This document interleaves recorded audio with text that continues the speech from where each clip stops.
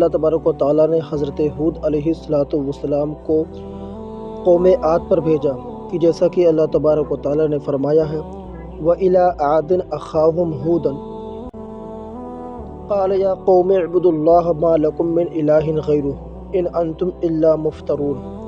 اور عاد کی طرف بھیجا ہم نے ہود کو، وہ بولا اے قوم بندگی کرو اللہ تبارک و تعالیٰ کی، کوئی تمہارا حاکم نہیں سوائے اس کے، تم سب جھوٹ کہتے ہو۔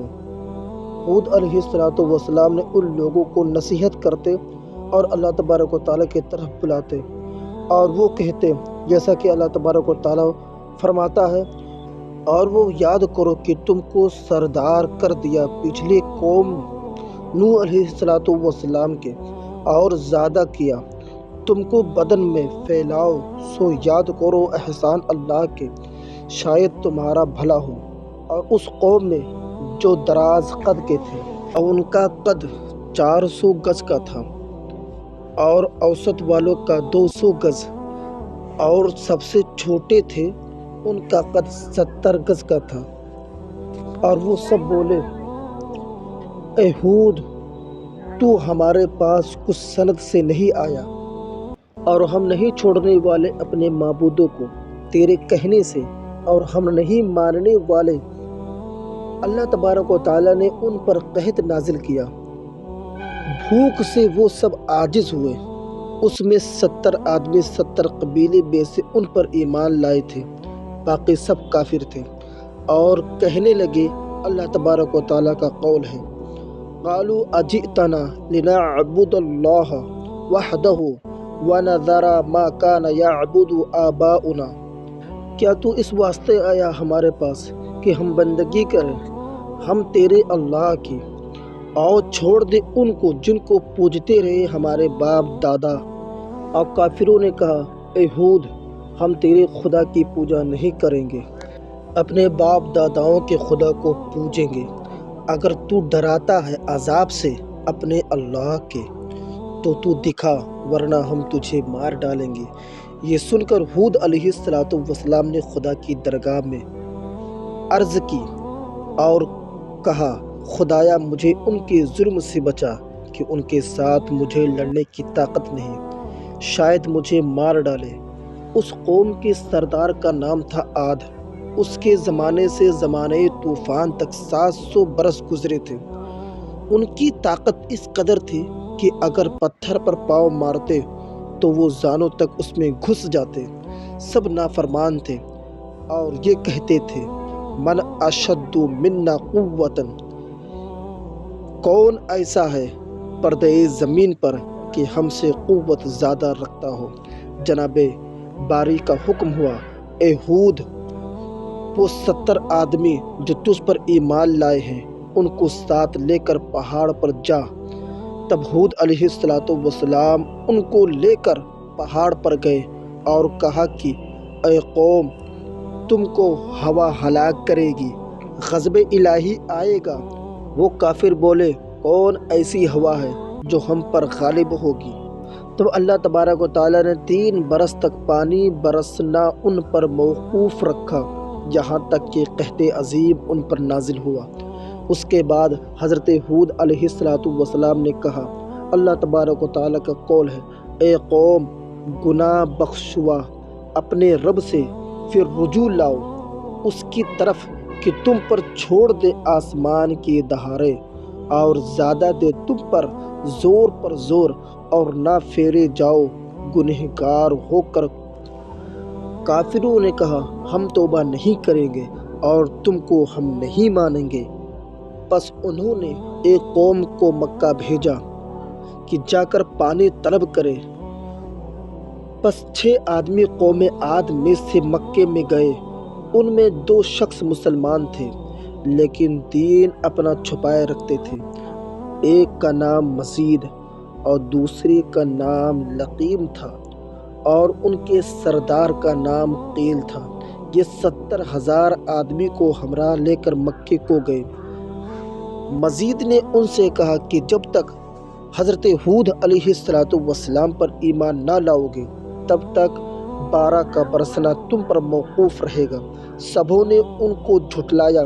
تب مزید اور لقیب نے کہا، الہی وہ لوگ تیری رحمت کے قائل نہیں، تو ہماری حاجتیں روا کر۔ بارگاہ الہی سے آواز آئی، کیا مانگتا ہے؟ مزید نے کہا، الہی میں تا قیامت دنیا میں بھوکا نہ رہوں۔ حکم ہوا کہ میں نے قبول کیا۔ اس کے بعد لقیب نے کہا، الہی 7 دفعہ کی عمر مجھے عطا کر۔ حکم الہی ہوا، میں نے تجھے بخشی۔ عقیل نے کہا جو ان لوگوں کا سردار تھا، خداوند کوئی ہماری قوم میں بیمار نہیں ہوا کہ تجھ سے شفا چاہوں، اور کسی مشکل میں نہیں پڑا ہوں کہ تجھ سے یاری مانگوں، مگر پانی مانگتا ہوں واسطے قوم عاد کے۔ اتنے میں 3 ساعت کے اندر ابر سیاہ و سفید و سرخ پیدا ہوا، اور آواز آئی کہ اے قیل، اس 3 میں سے جس کو چاہے تو اسے اختیار کر۔ تب قیل نے دل میں سوچا کہ ابر سفید و سرخ میں پانی نہیں ہوتا ہے، مگر ابر سیاہ پانی سے خالی نہیں ہوتا۔ اس کو اختیار کیا۔ اللہ تبارک و تعالیٰ کے حکم سے ابر سیاہ ساتھ ساتھ اس کے منزل مقصود کو جا پہنچا۔ روایت کی گئی ہے کہ 7ویں زمین پر ایک ہوا ہے، نام اس کا ریح العقیم ہے۔ 70,000 زنجیروں سے اس کو باندھ کر رکھا ہے، اور 70,000 فرشتے اس پر محافظ ہیں اور موکل ہیں۔ جب روز قیامت ہوگا، وہ ہوا چھوڑی جائے گی، پہاڑوں کو مانند ریزۂ ابریشم کے اڑاوے گی، اور آسمان گر پڑے گا، ٹکڑے ٹکڑے ہو کر اڑ جائے گا۔ حکم ہوا، اے فرشتوں، وہ ہوا قوم عاد پر چھوڑ دو۔ تب انہوں نے عرض کی، اے جبار عالم، کس قدر چھوڑے؟ حکم ہوا، گائے کی ناک کے اندازے سے نکلے۔ انہوں نے عرض کیا، یا رب العالمین، اس قدر سے سارا عالم برباد ہوگا۔ تب حکم ہوا کہ سوئی کے سوراخ کے برابر چھوڑ دو۔ جب وہ ہوا مانند ابر سیاہ کے پہاڑ کی طرف سے نکل آئی، اسے دیکھ کر قوم عاد خوش ہوئی اور کہنے لگی، جیسا کہ اللہ تبارک و تعالیٰ کا قول ہے، قالوا ھذا عارض ممطرنا، بولے یہ ابر ہے، ہم پر برسے گا۔ حضرت ہود علیہ السلام نے کہا، جیسا کہ اللہ تبارک و تعالیٰ کا قول ہے، بل ہوا ما استعجلتم بہ ریح فیہا عذاب علیم، کوئی نہیں، یہ وہ ہے کہ جس کی تم شتابی کرتے تھے۔ یہ وہ باد ہے، یہ وہ ہوا ہے کہ جس میں دکھ کی مار ہے۔ جب ہوا نکلی، کافروں نے کہا، اے ہود، تو نے خوشخبری پہنچائی جس سے ہمارے دل میں ٹھنڈک پہنچی۔